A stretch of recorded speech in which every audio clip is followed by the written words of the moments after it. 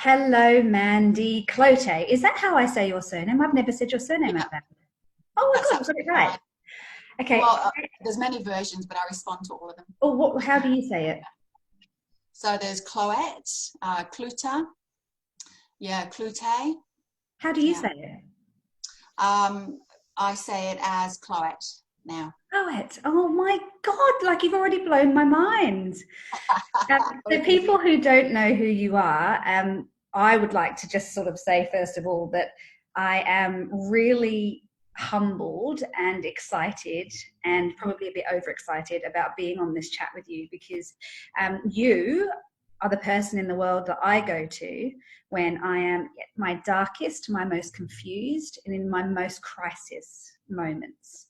And so, for those watching, Mandi is an incredible source of, and I know you're going to hate all of this, but I'm going to say it anyway, an incredible source of insight, of ability to help you access way beyond even your own psychology, because you basically have studied things like metaphysics and philosophy and spirituality and an incredible amount of different things. Can you tell us just a little bit about like what you believe in terms of like why are you alive? I'm just going to start with the really big questions. Why are you alive? What do you do in this world?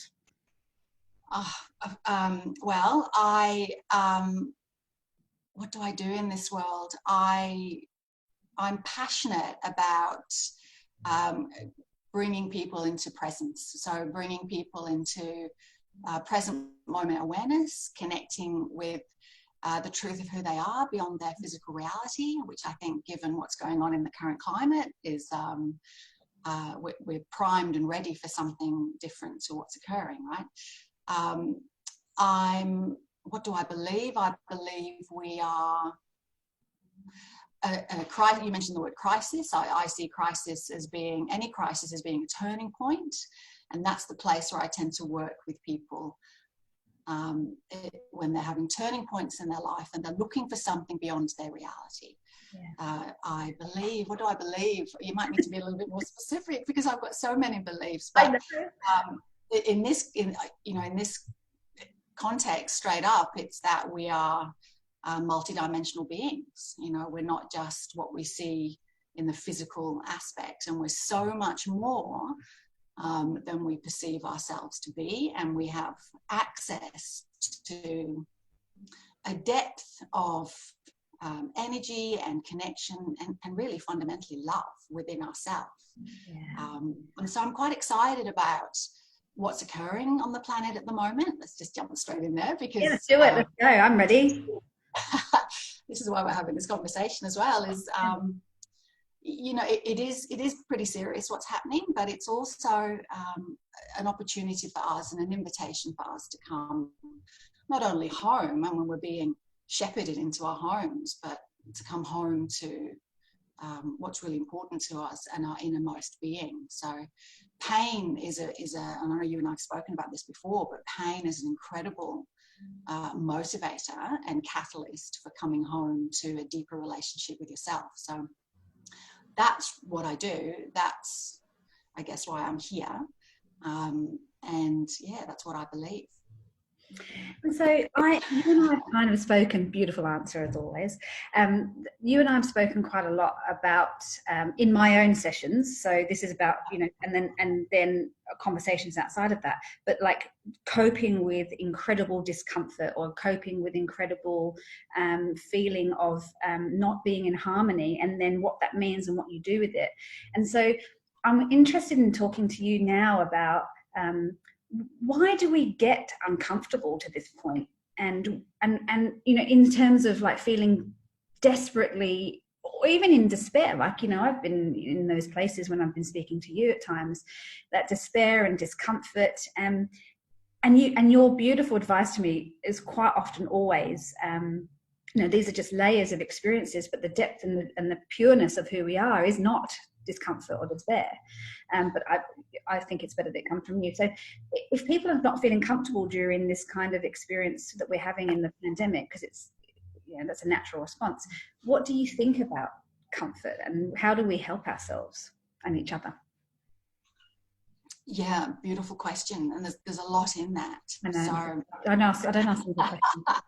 I know. Okay, so where first with that one? Okay, so you know, discomfort. It's a complex thing, you know. And if I reflected back to my own personal experience, when I'm in a place of discomfort, I first of all check where I am within myself, so where I'm seated.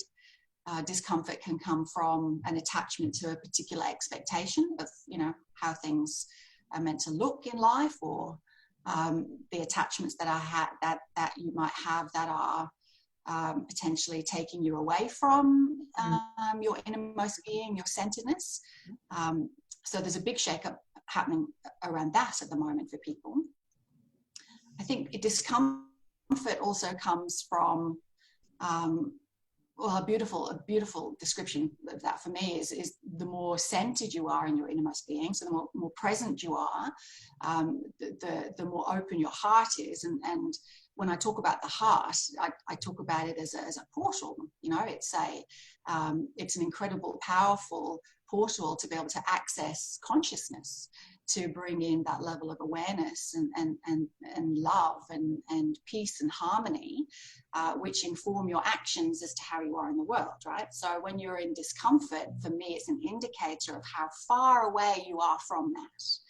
Because when you're seated in your being, you're not battered about or in the wash of this external, the chaos, the crisis, you know, that's happening around us. So one thing I noticed is when people come back to, and we all have access to that, that's the thing, where we all have access to this calm and harmony and presence and depth within ourselves. We're all, every single human being on the planet has access to this, and there is no one person more adept at it than the other than maybe having a lifelong practice. But it doesn't matter, you can access it straight away. It's always here. So there's no, you know, there is nothing required other than your breath. And that's what the simplicity of what it comes down to. So when you say, what can people do to bring themselves or be able to be resourceful around this discomfort, then, you know, in all simplicity, it's, and for me and myself, it's always coming back to my breath. And so I have this thing where I love the answer, and I know that sometimes I avoid it, what you're saying, because when I come back to my breath, I start crying. You know, like, so it's lovely to come back to it, but it sometimes makes me more uncomfortable, because then I start seeing the things I don't want to see. And so I have, you know, we've been working together for years, have gotten much better at that. And so I can process things a hell of a lot quicker now, because I've practiced a lot more. And I feel like I'm only at the very beginning of that practice too, because it's lifelong, like everything we talk about here is lifelong. So like, how do you suggest that people do the breath and come back to stillness, and then they start to see these little like shadow figures that come up, and how do you deal with that? You know, what's the best way of not avoiding it anymore, and why should you bother not avoiding anything? Yeah, great. So everything is energy, right? Let's look at it in terms of that. Everything is energy. So what I wouldn't recommend is, you know, for an individual who is in self-distancing or in their home to, you know, just start sitting, you know, sit down and come into a meditative state. Because you are, as soon as you become present to what is, you are going to have all of this stuff show up, and that can compound already a stressful experience. So if you think in terms of everything being energy, and slough the energy off. So some, you know, I use a lot of dynamic catharsis or bioenergetics, for example, to be able to move the charge or the intensity of emotion, which is really effective and simple again. So, you know, that can be something like putting on great music, or just shaking, for example. You know, that studies have now, this is something mystics have known for eons, but science has caught up, particularly in the field of neuroscience, what it actually does to our autonomic nervous system, how we're able, through breath, through shaking, that we're able to come into coherence in our body, and then access our own innate wisdom. Look, we're not, and this is something you've heard me say as well, we're not flawed in our design, right? And when you hear, when you hear, we have everything within us to be able to deal with anything that we're experiencing. Like we really do have access to all of that. So dancing, shaking the energy off, pounding a pillow on the bed, love making, whatever it is that can help you move this energy through. And I was joking recently, it'd be interesting to see the birth numbers in 9 months' time. I know those numbers and divorce rates. Yeah. Is it bad to say that I'm almost a little bit excited about the divorce rates, because that means there's more men on the market that might be available? Okay. And I know I'm not editing this, so I knew I was saying that. I'm just like putting it out there, going through spiritual channels to see if we can match anything up there. Look, there's silver lining in everything, right? So, I know, it's terrible, isn't it? Yeah. I want to pop into a point that you were making there around energy, and but also in particular that when we are because we're so human focused, right? So my body has all these neural networks. You and I studied a couple of similar things. This is where we met very early on. And I keep coming back to the end-braining, the neural networks, and bringing our centers into alignment where we hold information in our neurology. And so the shaking and the dancing it off, or the physical expression of some of the things that we feel, for people who don't necessarily know too much about this, is that we hold all this data and information in our system. And as we hold that there, they become imprints, or they become stories or networks that basically, whether our mind is like conscious of it or not, our body is holding stories and information. And so when we are moving those around and dislodging them, or making them smaller or bigger, or bringing them into different places within our neural networks, we start to get different responses and whatnot. And so can you talk about when energy moves through our body, then say it moves, and then it comes, say it's been stored in our neural network in our stomach, and now we're moving it to our heart, or in the different chakras that we have. I know it's a big question again, but when that's moving, then where does it go? Say I go, okay, now I'm aware of this. Where does it go when it's outside of us? How does energy relate inside and outside of us? No, I know it's a big question. Yeah, so beautiful. So the way that I see it with people is, yes, the data sits within us. And for me, it looks like energy clusters. So it's like these little balls of energy that within them contain an origin and event. So when we are present to them, and shaking is great, dancing is great, moving the energy through is great, but that's not all that there is. It's moving it through this system so we can feel a sense of expansion, so we can feel a sense of emptiness, so we can more easily come into a deeper alignment and become more present to what is. And when we're in that presence, we're able to witness the origin of the event. We can see the script, the story, the level of identification that we have with something. But because we're more seated and centered in our being, we don't have that level of identification with it, or that magnetism that's pulling into reliving that story through our system. So where does it go? It moves out into the different field, but it's the light of awareness that we bring to something transforms it. So the energy clusters can be quite dense, and they are quite dense in the energy, the quality of the energy that it contains. And as it moves up throughout our body, when we bring the light of awareness through open-heartedness and presence, it transforms that energy. So it just dissolves into consciousness. It's which is what everything is. It's this ocean of energy, this dynamic play. We are this phenomena within that. So the more we can become present, and that's why I don't recommend, a lot of people say, I can't meditate. They find it difficult. As soon as they sit down and close their eyes, they're bombarded with all of the things that they're trying so desperately to distract themselves from. So that's when I would recommend, doing some kind of dynamic catharsis or bioenergetics to move, qigong, whatever it is, to move that energy through in a healthy, safe way to clear the container so you can come into alignment with the truth of who you are. Because the truth of who you are is always here. That potent beingness, the presence is always here. We don't have to go anywhere for it. It's not outside of ourselves. It's our innermost being. Yeah. Yeah. So are we addicted to our minds? You know, like, so, and okay, there's a big conversation in terms of what is the mind, but let's, for the moment, from my perspective and maybe yours, the mind is a collection of thoughts that happen because of the stimulation that we get coming in through our senses. So I see the mind as something that is outside. It's just like my glass. My glass could be my thoughts. It's just happening right there in front of me, and it's coming from a place that's inside of me that I then create.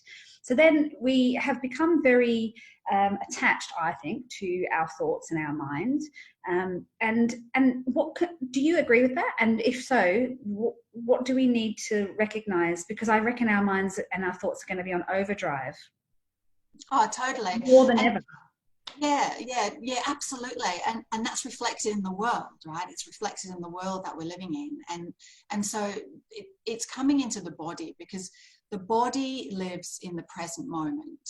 And so much of what is accumulated, excuse me, through the energy that's accumulated in the body, or anything that takes us out of the body, like addictions and unwanted behaviors or stories that we tell ourselves, it takes us away from being really present in the moment. And so being connected to the body in a really embodied way, breathing into the body, coming into the body, really, it brings us into balance. Because the mind, it's not, it's a wonderful mechanism and a wonderful part of our uniqueness as human beings on the planet at this time. The level of creativity and intelligence and inspiration and the connections that we make with people and how we guide our life and make choice is a beautiful thing when it's done in balance with the heart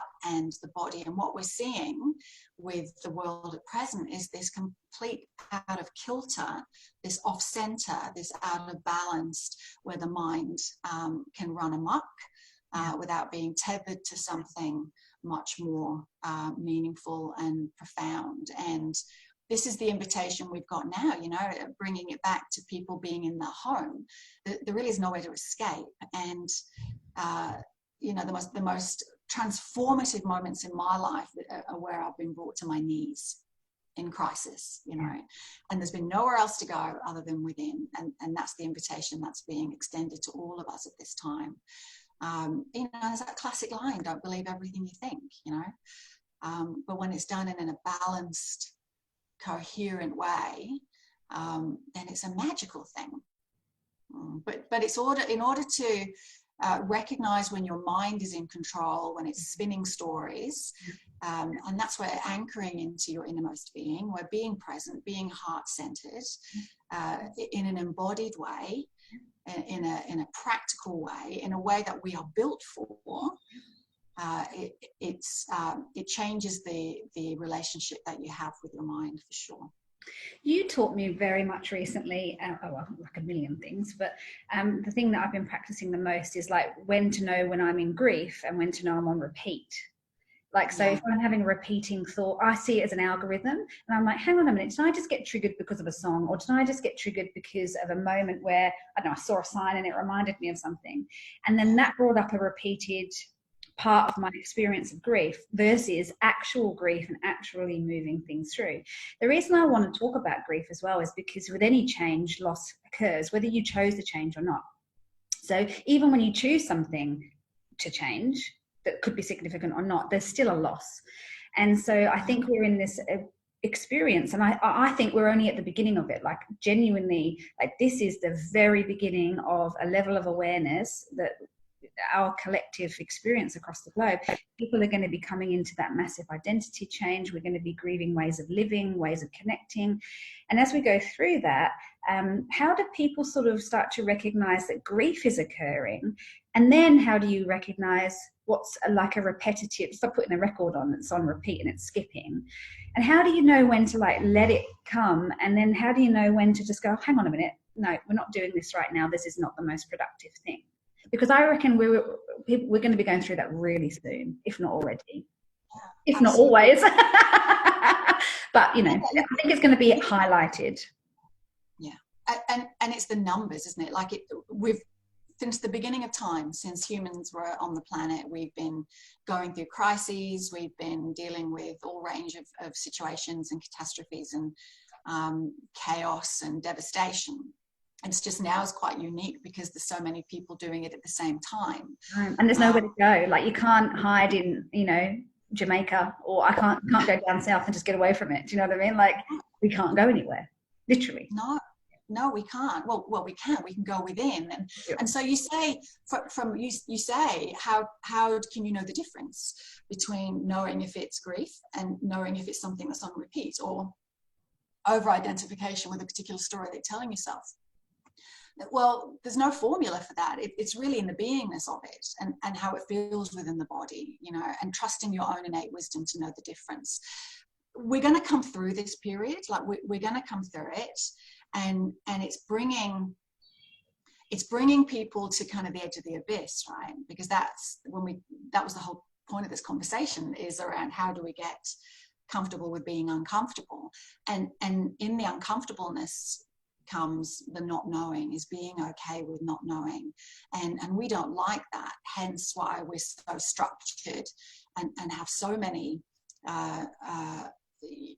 you know, not humanity supporting constructs that we attach and we don't let go easily, and we live in opposition to nature. I mean, nature is about flowing and ease and harmony, and also destruction, but it calls you to be present to that.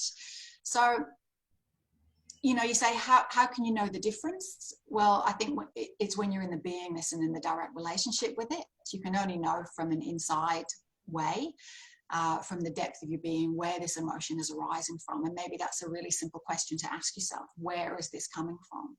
But seat yourself first, clear the vessel, you know, do whatever you need to be able to come into calm, centered awareness and presence and balanced breathing.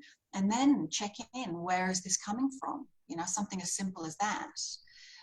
But, you know, let's look at that not knowingness, being okay with the unknown, being okay with standing on the edge of the abyss of everything that you thought you knew was real, to being asked to not even step forward into the unknown, but just being asked to be really present to what is here now.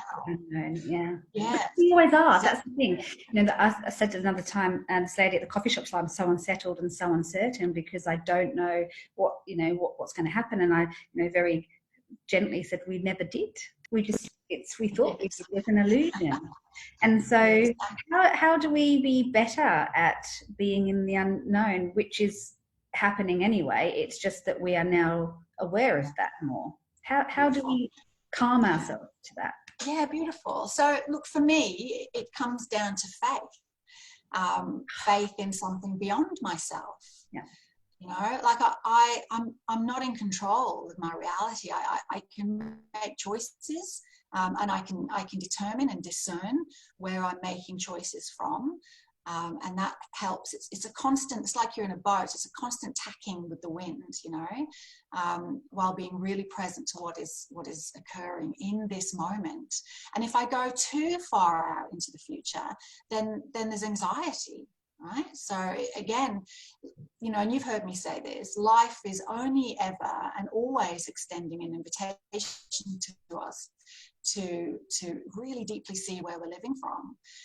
So, you know, coming back into the present moment, not thinking too far ahead, dealing with what needs to be done in a logistical way, in a real way. This isn't about swapping another addiction or distraction for another and transcending being here. This is around how real can we get, and how in our bodies and how present and here now can we get to what is occurring for us. And part of that is, for many people, is dealing with this, you know, the intense emotions that are coming up, and the dynamics in the relationships and, you know, livelihoods. It's about dealing with all of those emotions. But no matter what is going on around you, you can always, and I deeply believe this, because I live this. You can always come back to a calm, centered, balanced place. So for me, in my experience,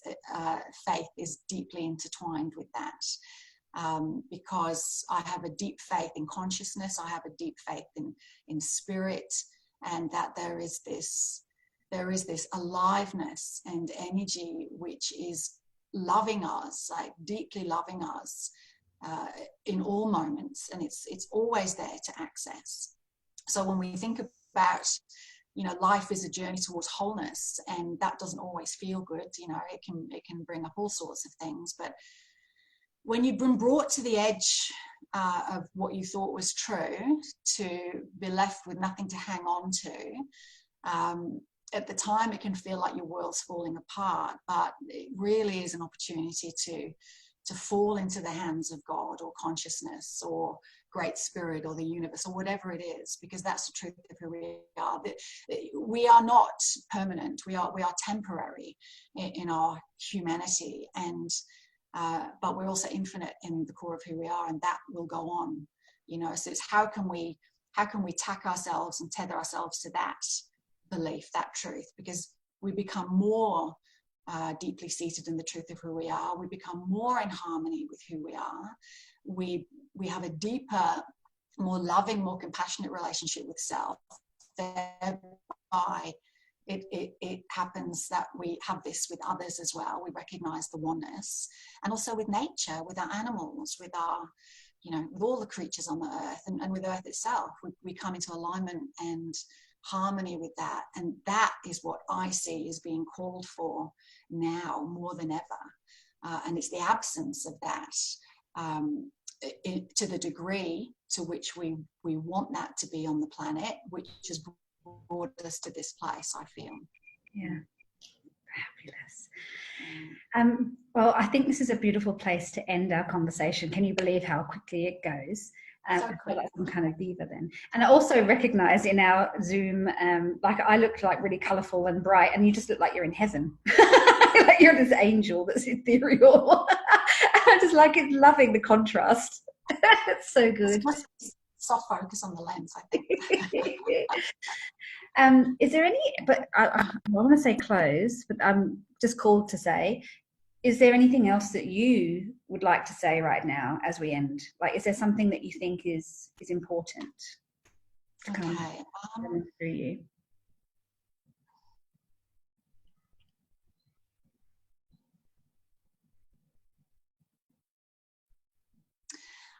I guess what comes up for me is to trust, trust in what is occurring, and trust in your own capacity to be that which you're looking for.